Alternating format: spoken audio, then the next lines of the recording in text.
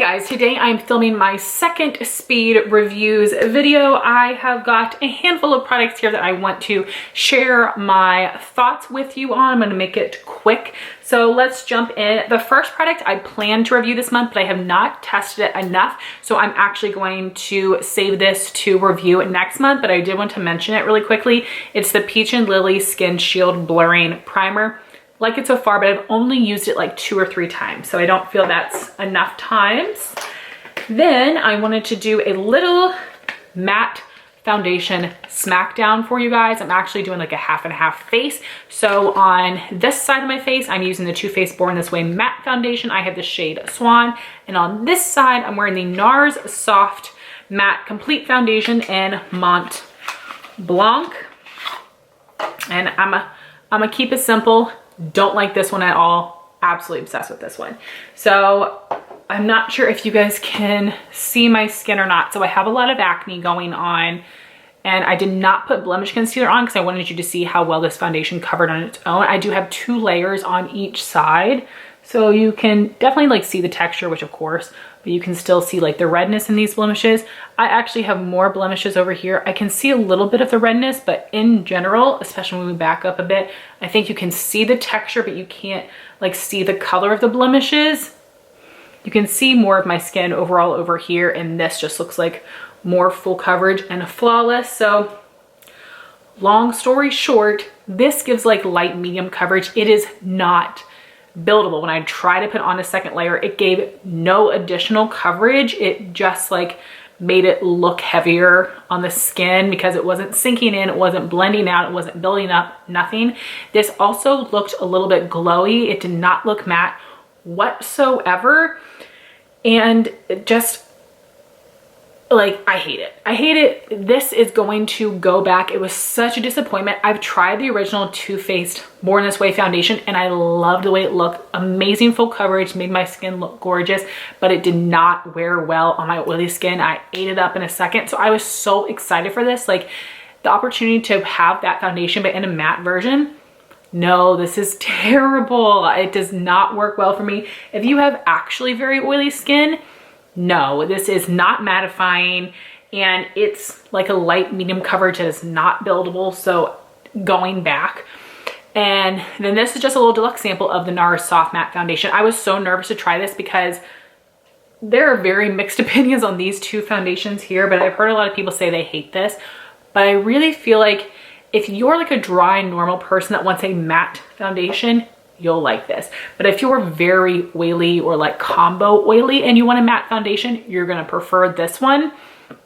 So this does give very full coverage. And the first time I wore this, it did look very flat on me and very full coverage.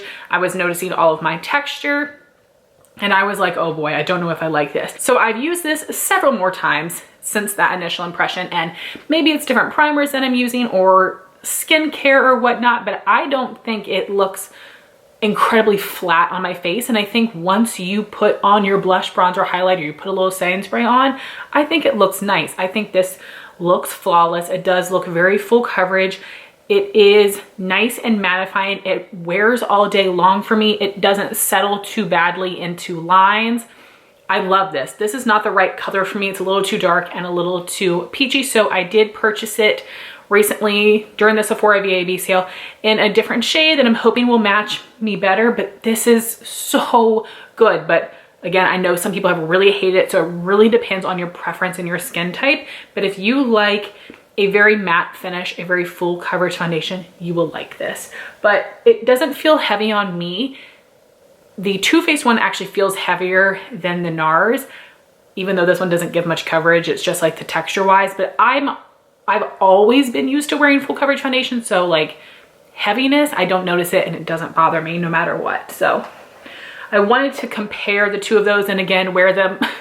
I'm not sure if you can tell as much on the camera as I can in person, and I could also tell a lot more before I set my skin. I was noticing the differences a bit more. So I also wanted to do that side-by-side test for the Too Faced Born This Way Multi-Use Sculpting Concealer. This one is in the shade Swan, and I wanted to compare it next to my Holy Grail Tarte Shape Tape, and this one is in the shade Fair Neutral. So starting off, this is not a fair comparison because the shade Swan really matches my skin tone, so it covers, but it's not very brightening. This is a little bit lighter, so it is brightening. So I applied this concealer under this eye, center of my forehead, down the bridge of my nose, this concealer under this eye, here and here. And this is very full coverage. This is like medium coverage. I definitely felt like when I blended them out under my eye, they both looked smooth, but I could definitely see more darkness under the eye with the Too Faced concealer. It did blend up very nicely. I didn't feel like the concealer went that well with the foundation, especially on my forehead. It was hard to blend, but I think it's because of the foundation, not because of the concealer. This is fine, and I will use it up. And again, if this was a little bit lighter, if it was more brightening, I might have enjoyed it a little bit more. I just don't quite get the hype of this. I just think it's okay. And I just prefer the Tarte overall. It's a perfect shade for me. It's more full coverage. It's very long wearing. It looks very smooth. This is fine, it's good, but this is great. So I'm not gonna repurchase this, at least that's how I feel right now. And I'm gonna use a white concealer from ColourPop with this one to help lighten it a little bit, to help brighten. And I wish they had some lighter shades, and I know that they do, but I didn't think that any of them would have the undertone that I would like. And I was buying this from HSN, and I was just so nervous to buy a shade that wouldn't work for me at all. So I was like, let me at least go with a color I know will work. So those are my thoughts on this concealer. Then I purchased the Milk Blur and Set Matte Loose Setting Powder. This is the translucent light shade. I bought this from TJ Maxx. I was so excited to get this. I am using this today to set my face. It's okay. And the main reason that this is just okay is because of the stupid packaging. So it has a net on the inside, and this is a very finely milled loose powder. And if you just try to dump it out like this, you get a lot in the air. You'll get some on your desk or your sink or wherever you're applying this, because it is so finely milled. So I got this tip from Makeup by Mariella. So I will put this on my tabletop. I will hold the powder over like this, and then I'm taking the butt end of a brush and pouncing it in this net to get the product out. I'm thinking about cutting out the net. Let me know in the comments if you think I should or not, just to make it easier to get to, because like it works, and luckily I don't have to beat the brakes off it to get the powder out. And obviously at some point it's gonna get so difficult I would have to cut it eventually, but definitely let me know what you think. I guess I could take the top off, huh? I could, but I'd be afraid that like powder would go everywhere, because that has definitely happened to me, and it's a waste of product and it's a mess. So let me know what you think. But for the formula of the powder, it is very finely milled. I do think that it darkens my face makeup a little bit. I would not say this is matte. I think that this is not glowy, but it's just like a basic setting powder. If you've tried the Too Faced Peach Perfect Matte Loose Powder, that one's actually matte. This one is not. It's just fine. I don't regret buying this because it was very affordable from TJ Maxx, but I would never buy this full price. I'm not going to repurchase it. It was just okay. As you guys know, I have a ton of loose powders that I love, and this is just not one of them. And my last face product is something that I got for free from Ulta recently. This is the Pure Haze Mist CBD Replenishing Facial Setting Spray. The mist on it is very nice, so that's wonderful. The scent of this smells like tires. Tires, like a car shop. I just don't love the smell. I don't think it actually, it's called a setting spray, but it says replenishing setting spray. So this is more of like a MAC Fix Plus kind of thing than it is an Urban Decay All Nighter kind of thing. I already have MAC Fix Plus, which I love. So this sprays quite nicely. I didn't notice it did a thing for my skin, although you guys know, as much as I like trying different setting sprays, I never really fall in love. But this just didn't do anything except make my face feel wet, and I do not like the smell. It's not extremely overpowering, but definitely smells like tires. So I'm getting rid of that. I'm glad it was for free. Next, I have the Too Faced Pumpkin Spice Palette. And I wanted to show this to you guys compared to the other gingerbread spice and extra spicy palette, which I have the both of them. And I've used this twice so far. I did like a warm tone look and a purpley look. So the warm look, I used this shade Falling For You on my lid, and then I used this like bird poopy color Sweetie Pie in my crease. That actually blended quite nicely. So I was really happy with the way that those looked. That shimmer was very smooth and pigmented, and the matte blended nicely. Then for the more purpley look, when you swatch these shades, they're very dry and flaky. They're not super creamy and buttery. So I used A La Mode as my transition color and Love You a Latte as my crease colors. I love those two shades. They're so beautiful. Now I know I have a lot of similar things to those. Those are just kind of like my weakness for some colors. Like those mauves are amazing, especially because A La Mode is a little warmer. And then I put Oh My Gourd on the inner part of my lid, and then Want a Piece of Me I put on the outer part. That is the makeup look I wore in like 2 videos ago. My haul video is where I wore that look. I had to go kind of back and forth with my lid brush with those shimmer shades because of the way that they were just packed. And then, like I said, they were pretty flaky. So once I actually got them on the eye, they were very shimmery. They looked beautiful, lasted all day. I did get a little bit of, well, not a little bit. I got a decent amount of fallout under my eyes when applying those shades, but it dusted away fine. It didn't leave any like color stuck to my face, but I do set my face with powder. If you didn't, I don't know what your experience would be like. And this is a good quality palette, but I'm going to return it. And I just feel like I'm probably not going to reach for it very much, even though there are some shades in here that I really love. My camera just overheated, and I know the lighting's a little bit different, and I cannot remember exactly where I was. I know I was mid-sentence talking about wanting to return the Too Faced Pumpkin Spice Palette because especially the matte warm shades at least appear to be very similar to, of course, like a million palettes I have because I love warm neutrals, but specifically to the mattes.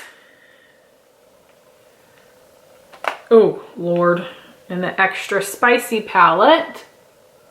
Oh, this is so hard. They're so reflective. So pumpkin spices on the top and the extra spices on the bottom.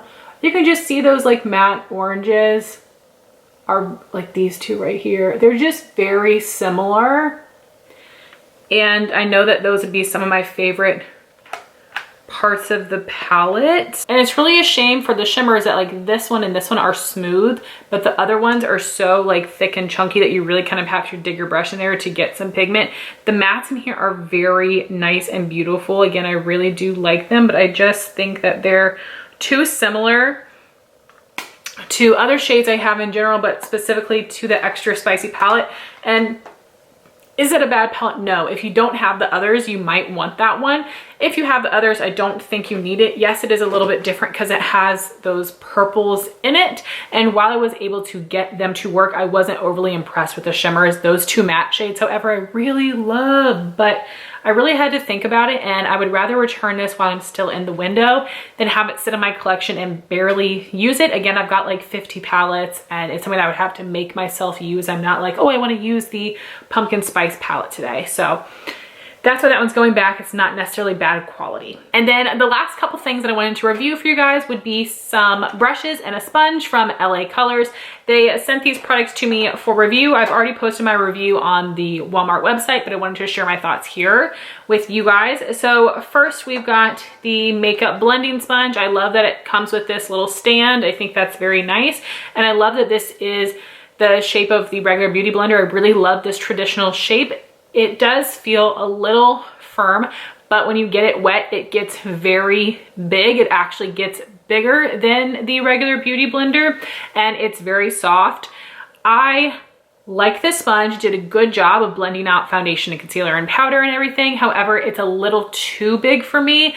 I like the regular beauty blender shape better. but it's not ginormous. I'll insert the picture so you can see the size comparison. This is a really good sponge. It's only like $3. I would recommend it. I'm gonna purchase the Real Techniques over this one though, because I love the shape of that sponge better, and I do like the consistency of the sponge a little bit more, but this is still very, very good. Like, I was surprised with how good it is. So then I've got 4 brushes, 2 for face, 2 for eyes. Again, I was expecting these to be very scratchy brushes. They're not. They're actually super, super soft. I was so impressed by that. And I've already washed all of these. I washed them before I used them. No shedding at all, which is fantastic. Of course, I've only washed them once, but no shedding. And the first one is the flat Kabuki brush. Very similar to like the Sigma F80 brush. I have a couple other brushes like this, and I did not use this for foundation. I use this for pressing powder into my skin. It did a great job. Again, I think you can buff with this as well as press. It has a good amount of firmness and density. That's the same thing. It's got a little bit of movement, but it's more of a dense brush.